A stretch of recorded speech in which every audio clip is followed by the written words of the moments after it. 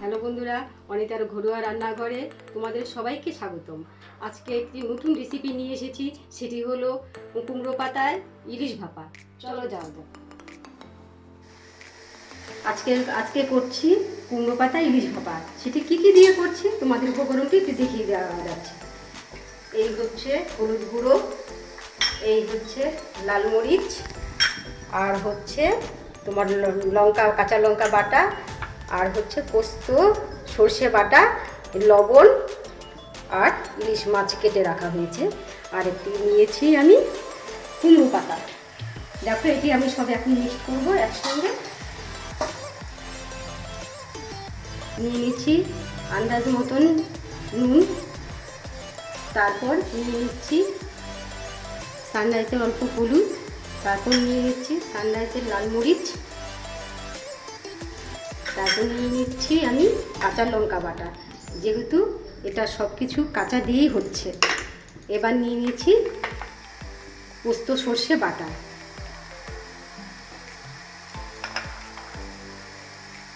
এটা আমি একটু মিক্সিং বলে মিক্স করে নেব।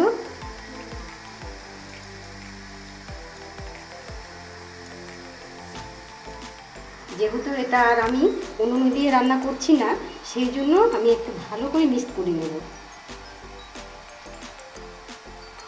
এখানে আমি দিয়ে দিচ্ছি একটু কাঁচা তেল।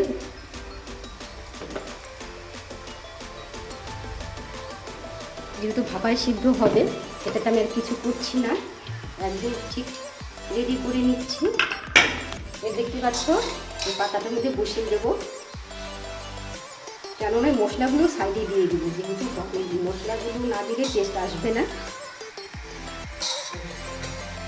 যেহেতু একদমই আমার একান্ত ঘরোয়া, সেই জন্য আমার বাড়ির মতনই এটা আমি রান্না করব।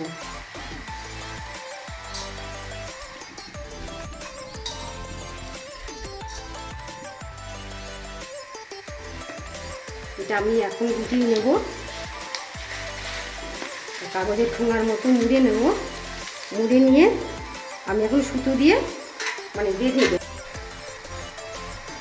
এখন এটা আমি বেঁধে নিচ্ছি। এটা আমি বেঁধে নিয়েছি, সুতো দিয়ে বেঁধে নিয়ে এখন আমি টিফিন বক্সে বসিয়ে দেবো। বসিয়ে দিয়ে এটা আমি মুখটা ঢেকে দেবো। ঢেকে দিয়ে এটা আমি জল ফুটছে হাঁড়িতে, আমি জলের মধ্যে এটা বসিয়ে দেবো। তাহলে বন্ধুগণ, এটা আপনার ভাতের হাঁড়িতেও দিতে পারেন। যেহেতু আমার হাঁড়িটা বসে গেছে, সেই জন্য আমি হাঁড়িতেই দিয়ে দিলাম। এটা ভাতের হাঁড়িতেও করা যায়, হয়তো গ্যাসটা বাঁচবে। এটা ভাতের হাঁড়িতেও করা যায়, আমি জলের মধ্যে করছি। এখন এটা আমি একটু ঢেকে দেবো। তা দেখতে থাকি, হয়ে যাক, হতে থাকছে আমাদের ইলিশ ভাপা। বন্ধুগণ, লাইনে থাকুন। গ্যাসের থেকে নামিয়ে নিয়ে এসেছি, প্রায় 8 ঘন্টা সিদ্ধ হয়ে গেছে। এবার খুলে দেখবো কেমন হয়েছে, আমাদের দেখাবো। বন্ধুরা, এই তো হয়ে গেছে। কুমড়ো পাতার ইলিশ ভাপা নামিয়ে নিচ্ছি। নামিয়ে একটু খুলে নেব, সুতোগুলো খুলে নেব। যেহেতু সুতা দিয়ে বেঁধেছি, এটা খাওয়া যাবে না, এটা সরিয়ে দেবো। এটা কিন্তু মনে করে তোমরা সরিয়ে দেবে, মানে বিপদ ঘটে যেতে পারে। সরিয়ে দিলাম। এবার আমরা খুলে দেখে নেব।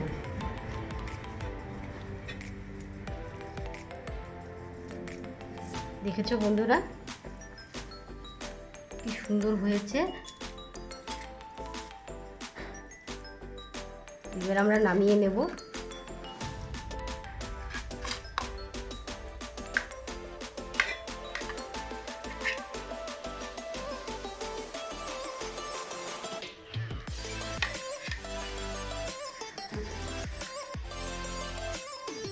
যেহেতু এই পাতাটার মধ্যে মশলাটা থেকে গেল, এটাও মাখিয়ে খাওয়া যাবে।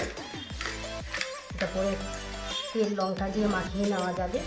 এটাও একটা রেসিপি হয়ে গেল, এটাও খাওয়া যাবে, এটাও ফেলে দেবো না।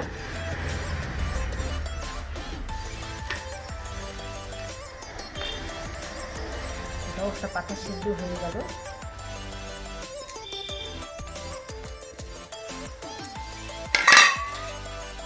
বন্ধুরা, দেখি টেস্ট করে।